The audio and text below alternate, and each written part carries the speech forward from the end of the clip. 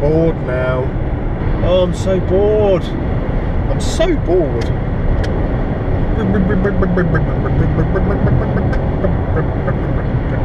Motorways suck. I'm so bored. Ugh, blinded.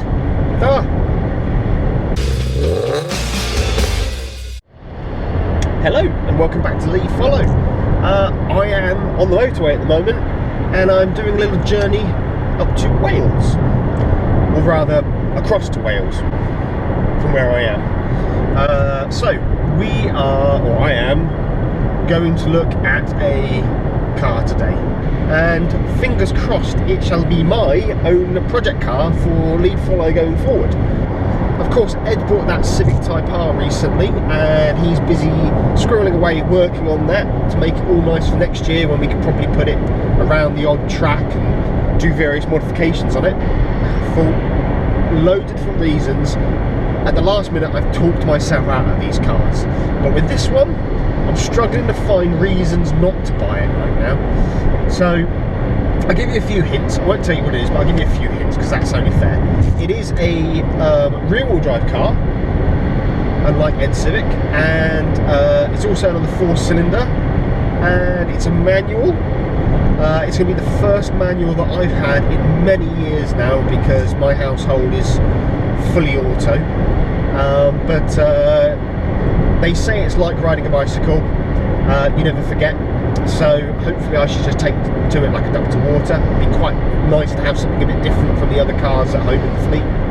And yeah, this car is very well balanced. It's got a fantastic little rear wheel drive chassis, and there's a huge tuning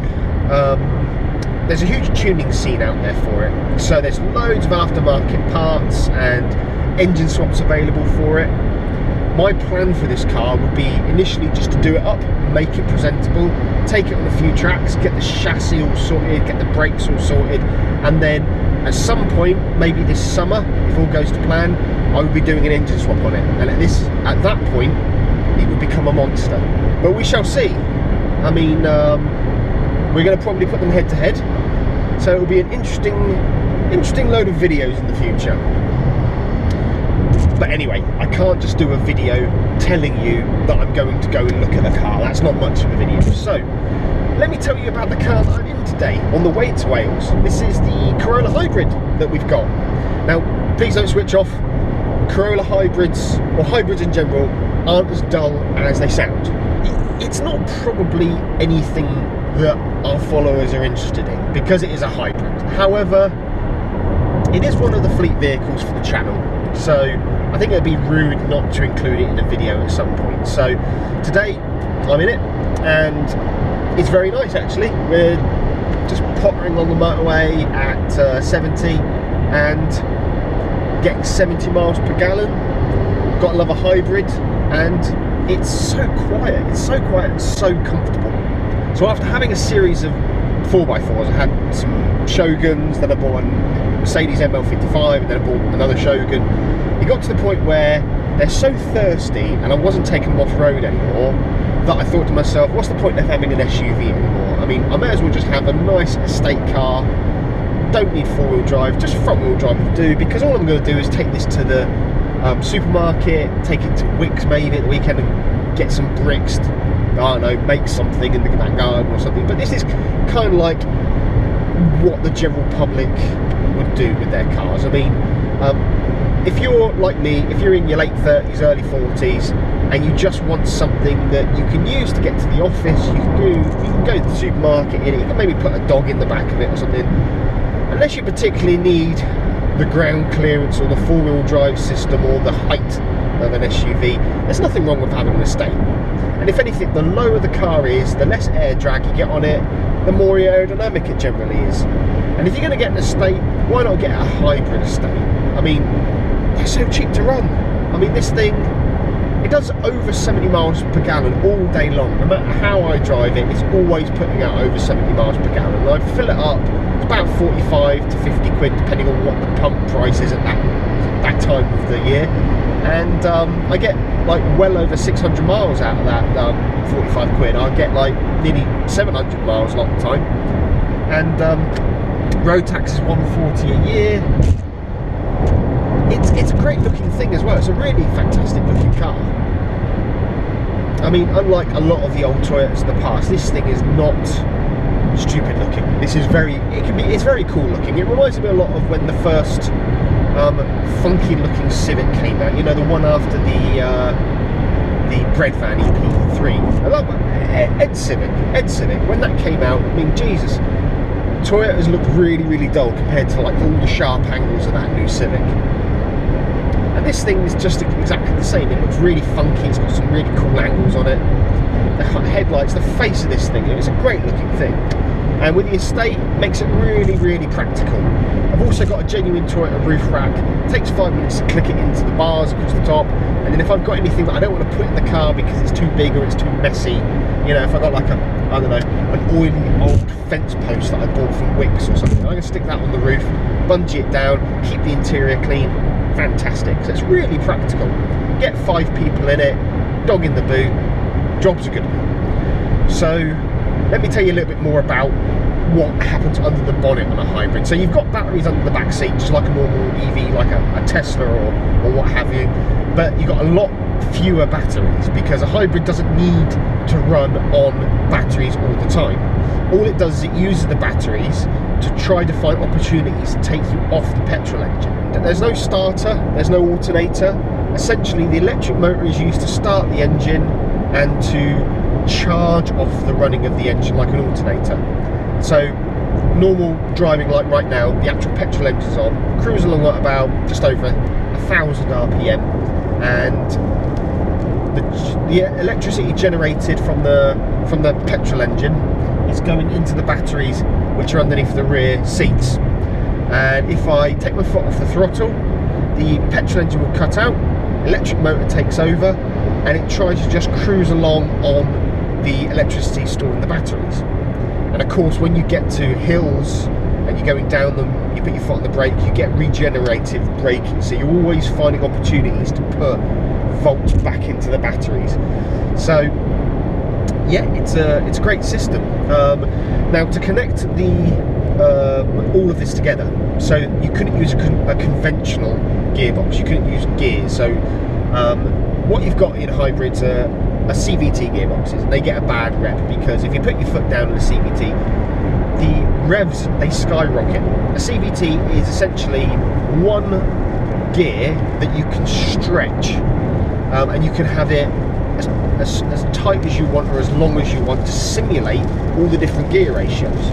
It's a really clever system. It does get a lot of bad press because road testers, they say, oh, when you put your foot down it sounds like a cow mooing, and yeah, it does, but why buy a hybrid and then start to put your foot down? The main thing with a hybrid is that you're reducing your pollution and you're saving money, because hybrids give you ultimately better miles per gallon, better economy than a diesel, because okay, there are certain diesels out there that will do more miles per gallon than a hybrid, however they're running off diesel, which is a lot more expensive than petrol.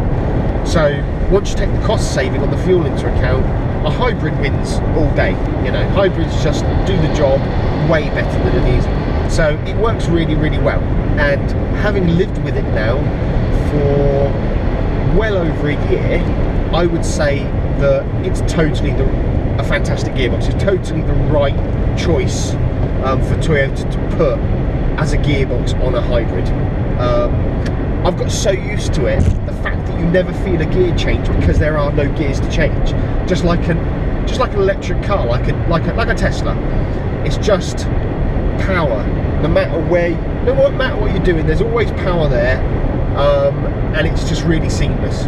Me personally, I've changed the way I drive because of owning a hybrid now. I mean, driving on electricity and essentially getting 3 miles, you get so used to trying to drive in a manner where you eke out as much electricity driving as possible. And then whenever the petrol engine kicks in, it's like, oh, that dirty petrol engine has kicked in. But yeah, I highly recommend them.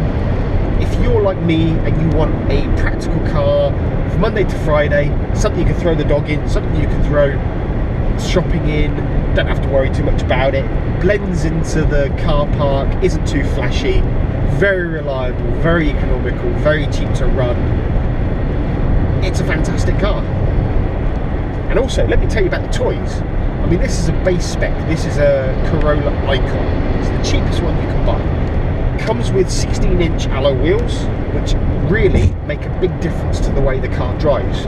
Rather than getting one of the more expensive models with like 18, 19-inch wheels, that makes the ride on those a lot harder, and also affects the fuel economy. This entry-level model with the little 16s, which are still alloys, it's got such much softer ride because you've got all that give in the tyre walls. It still hangs onto the road really, really well. You can still throw it around the bend, it clings on. But you're getting so much better fuel economy because there's a lot less rotating mass, and you get so much more comfort. This reminds me of when I used to have my Lexus LS400. It just wafts down the motorway. It's really smooth, really comfortable. And yeah, toys, base spec car, but I get a touchscreen with Apple CarPlay and Android Auto, get a reversing camera, you get all the menus that show you how the hybrid system's working, get heated seats, electric windows all round, you've got radar cruise control, you've got the electronic automatic braking if you take your eyes off the road and it thinks you're going to hit somebody up the backside. It's got the lane assist. I can put it in kind of autonomous lane assist mode, and it will just monitor the lines and it will just keep me dead straight in the lane of the motorway. I went down the motorway and suddenly everybody in front lit up their brake lights because there was something happening, and all the traffic came from motorway speeds all the way down to a stop. And I was brave, didn't put my feet on the pedals, didn't touch the steering wheel, just kept on going, and the car stayed in lane. It slowed itself all the way down from 70 to 0 and stopped. Still not touching anything. Traffic sets off again, car sets off again. Really incredible. And again, base model. This is the cheapest one you can buy. So, do you really need all the stuff on the more expensive ones if it's going to make the fuel economy and the ride worse? I mean, one thing that is good on the more expensive models, you get things like parking sensors, but let's face it, you've got a reversing camera, you don't need parking sensors as well. It just seems like two things that do the same job. And you can get other fancy things like where you wave your foot under the rear bumper and the boot opens automatically. I mean, yeah, I guess if you've got your hands full with an IKEA wardrobe, that might be handy, but how often does that happen? But yeah, in a nutshell, great car, really great value for money, just does everything really, really well. It's not going to win any races, but it's not what it's for. This is the car that gives you Monday to Friday comfort, so that at the weekends you can jump in your GT86 or your 350Z or your Civic Type R and you can go for a hoon, but you don't have to put up with all the compromises of a sports car during the week. You know, the fuel economy, the running costs, blah, blah, blah, blah, blah, blah. So anyway, I think I should probably leave it there. Don't want to talk about the Corolla for too long, just wanted to kind of introduce it to you, show you a couple of exterior shots and a couple of interior shots, and let you know what it's like. Quickly coming up on Wales now, so I better go. Wish me luck. Hopefully this car turns out to be worth the trip, and you can look forward to hopefully a video about this car or another one just like this, because I'm going to buy one, and I shall try to have it back at my house by next weekend, at which point I give you guys a quick run round of it, show you what I bought, tell you why I bought it, and also let you know the secrets of what I'm planning to do with it, because this car has a lot of potential, and luckily it's been out there long enough and the tuners have had their hands on it for long enough that there are lots of off-the-shelf stuff that I can just buy and bolt onto it, and it'll absolutely fly. So yeah, it should be quite good. I think you guys are going to enjoy following me along for the journey as I purchase, clean up, and then modify the hell out of this car. So that's pretty much it for today.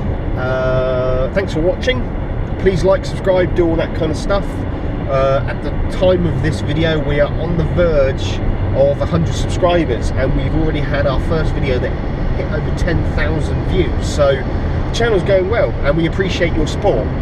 So yeah, thanks again, take care, see you next time. Do you like motorways? I don't, 'cause they suck. Space boy.